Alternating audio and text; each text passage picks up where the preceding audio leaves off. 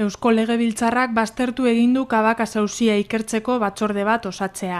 Soilik EH Bilduk bozkatu du honen alde eta gainontzeko alderdiek, EAJak, PSek, PPek eta UPyDek aurka egin dute batzordea sortzea ez dela beharrezkoa iritzita.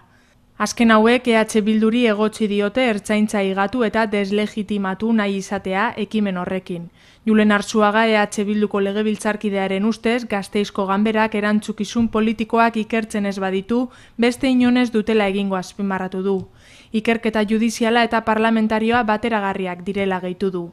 Inigo Iturrate Eusko Alderdi Jeltzaleko legebiltzarkideak erantzun dio batzorde batek ezingo lukeela auzia epaitegi baten objetibotasun berdinarekin aztertu, beren hitzetan gehiengoen eta gutxiengoen jokoak eta alderdikeriek baldintzatuko luketelako.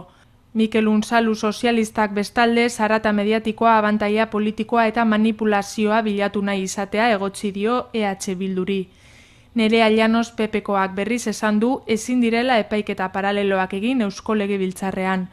Azkenik Gorka Maneiro UPyDko legebiltzarkideak baztertu egin du ertzaintzak asmo txarrarekin jokatu izana eta Inigo Cabacasen heriotza sorte txarraren ondorio izan zela iritzi dio.